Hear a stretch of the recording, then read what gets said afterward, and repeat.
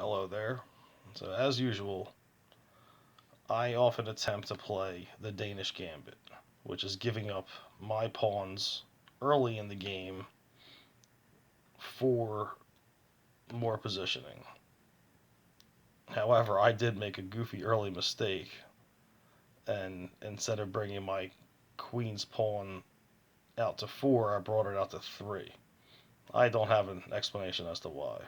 Nonetheless, he tried an early diagonal, which gave me the idea that he does favor his bishops. And I have played this player before. He's a master from Quito, Ecuador, named Marc.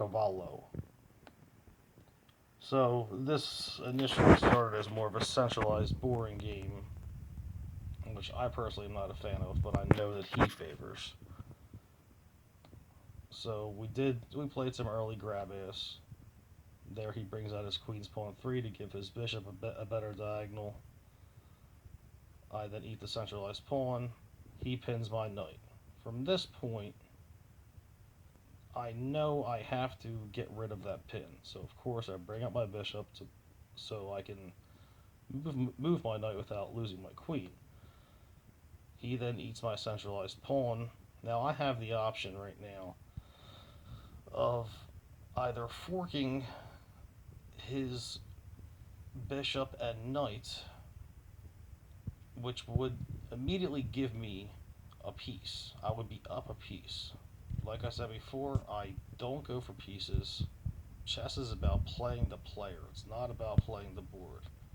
So instead, I eat the knight. He eats the bishop. I eat his bishop. He eats my knight. We're now dead even on pieces. However, he remains having the upper hand because, given the fact that he has his bishop on c5, that blocks my ability to castle. You cannot castle through a check, meaning in the event you're going to castle, you can't castle bringing your king into a threat. I have to block it with my bishop, so I do so. He then guards his bishop with his queen. Horrifying, terrible move on his behalf.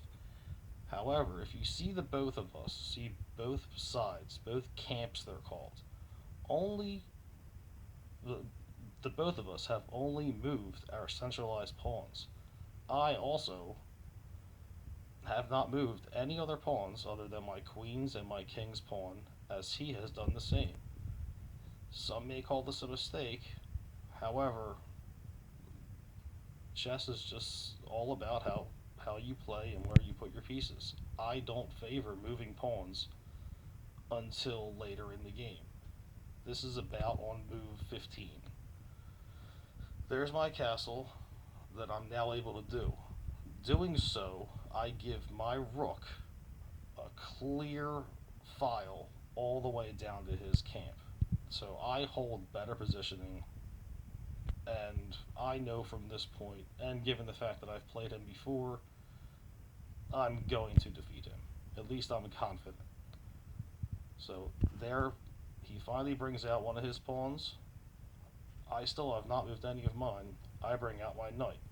Obviously, I want to move my knight to e5, threatening his queen. Of course, he sees that. He brings out his knight to protect that. There's my pawn protecting his advancement of his bishop into my camp. There he eats the bishop. Of course, I eat it with my queen. And then there he goes threatening my knight. Or, excuse me, threatening my queen with his knight.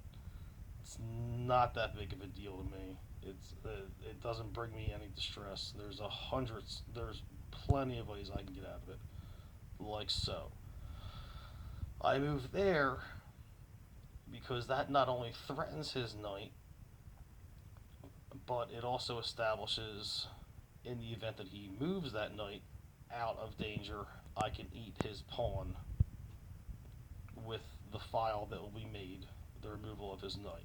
But of course, he just goes and protects it. Not a bad move, protecting his knight. However, now I can threaten his queen. So I do so.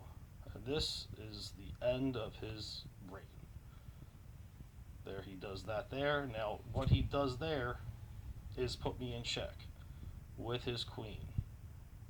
Now, I have ways out of this. I have plenty of ways out of this. And given the fact, no matter what avenue I take out of this, I'm going to be able to simply march down the board.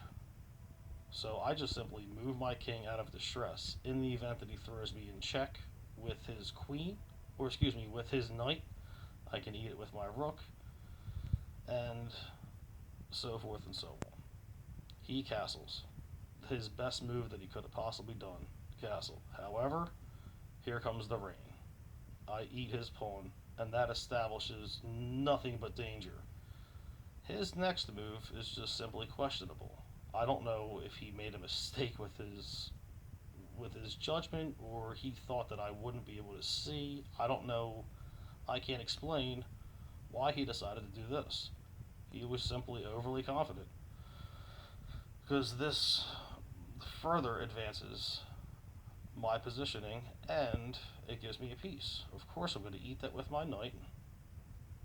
And now I just have 100 different ways of how I'm going to end this game with him. He moves his queen there, threatening my pawn. He just wants to get down into my zone. So obviously, I eat the centralized pawn. And here's where, again, it all comes apart for him. He puts his rook there. Now, he puts his rook there, obviously, to block the immediate checkmate. But I play, a mastery move, throwing him in check. And as you see, as I throw him in check, he has to get out of check. So therefore, queen is mine. Queen is mine. Go ahead, take the knight. And now there's my check. He has to get out of it. I'm just going to march down the board with my rooks. Establish my rook there. And if you see, in addition, I have a pawn chain. So you see he goes to threaten my queen. That's not a threat even a little bit. I throw my queen there, of course, for the inevitable checkmate, but he does block against it. I then eat this pawn so I could bring my second rook down to his camp, and I do so. Now here's where some would question why I did this.